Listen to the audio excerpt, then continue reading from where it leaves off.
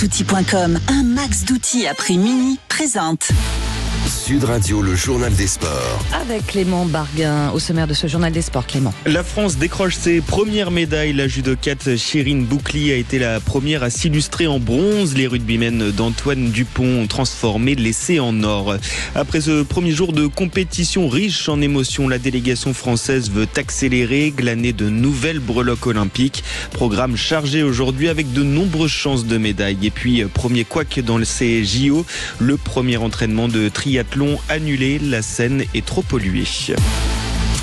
Et ce sont les judokas qui ont ouvert le compteur de médailles, Clément. Chérine Boukli décroche le bronze dans la catégorie des moins de 48 kilos. L'athlète de 25 ans a battu l'Espagnole Laura Martinez en prolongation. Côté homme, dans la catégorie des moins de 60 kilos, Lucas Mkedz décroche l'argent. Écoutez la joie des deux judokas dans cette petite vidéo publiée sur leur compte Twitter.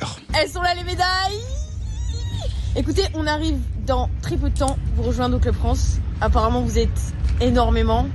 On a trop hâte. Lucas. On a hâte de vous rencontrer. Merci de nous avoir supportés. Puis à tout de suite. Merci à tous. Merci. À toutes.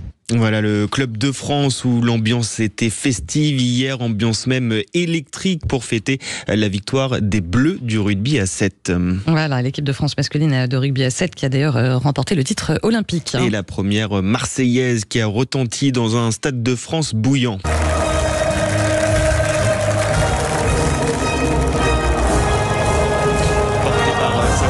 Antoine Dupont, auteur d'un doublé, victoire en finale contre les Fidji, 28-7. Les Fidjiens, double vainqueur sortant et invaincu en tournoi olympique. Sacrée performance des Bleus qui nous ont fait rêver hier. Écoutez le magicien du stade toulousain, Antoine Dupont. Et on savait que physiquement, on serait mieux que sur la fin de match. On avait vraiment travaillé dur. On a des principes de jeu aussi très solides qui, on le sait, étaient très efficaces aussi si on les respectait, si on restait dans nos schémas et si on mettait bien sûr ce supplément d'âme qu'il faut pour gagner les finales. Et je pense que l'état d'esprit de l'équipe, il a été remarquable et au fur et à mesure du match, on l'a construit et on a laissé chercher cette victoire. Honnêtement, j'ai rarement entendu une ambiance comme ça dans ce stade de France. Sur les 3 jours de tournoi, les gens ont vraiment répondu présent.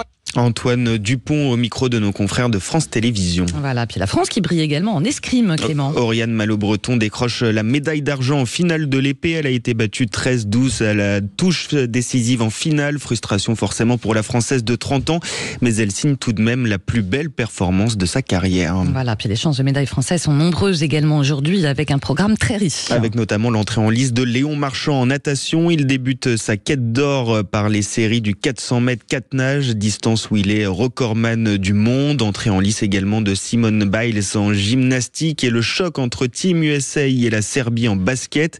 Les frères Lebrun, Alexis et Félix débutent eux leur tournoi en simple au tennis de table. Voilà, c'était redouté et ce matin c'est confirmé. Le premier entraînement de triathlon dans la Seine est annulé. Et ce en cause des fortes pluies qui ont touché la capitale vendredi et hier. La qualité de l'eau s'est dégradée pour les 24 à 36 heures à venir. La tenue de l'épreuve de triathlon qui se déroulera pour les hommes mardi prochain n'est toutefois pas remise en cause compte tenu des prévisions météo pour les prochaines 48 heures. Paris 2024 et World Triathlon sont confiants dans le fait que la qualité de l'eau reviendra en dessous des limites avant le début des compétitions.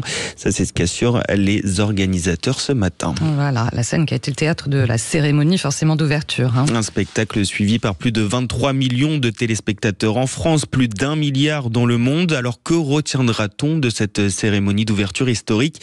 Écoutez l'analyse de Vincent Chaudel de l'Observatoire du Sport Business. Plus vite, plus haut, plus fort, ensemble. Qui se demandait encore pourquoi tant d'efforts pour organiser 2 semaines de compétition sportive, la cérémonie d'ouverture de la 33e Olympiade de l'ère moderne a apporté la plus belle des réponses. 4 heures de spectacle tout au long de 6 km sur la Seine, avec 3000 danseurs et performeurs en guise de synthèse de la France, son histoire, son patrimoine, sa diversité d'hier et d'aujourd'hui. Ce fut 85 bateaux pour 206 délégations, 6800 athlètes de tout horizon et de toute confession. Surtout 80 chefs d'État, 45 000 policiers et gendarmes pour 0 incident.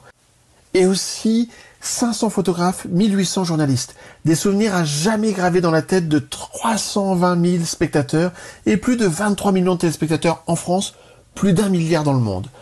Plus de 80% des Français jugent cette cérémonie réussie, festive, spectaculaire, inclusive, innovante, à la hauteur des ambitions et qui donne une bonne image de la France, de ses valeurs, tout en restant populaire. Quant au choix de Teddy Riner, Marie-Josée Pérec, accompagnée par Céline Dion, ça a été un plébiscite à 91%.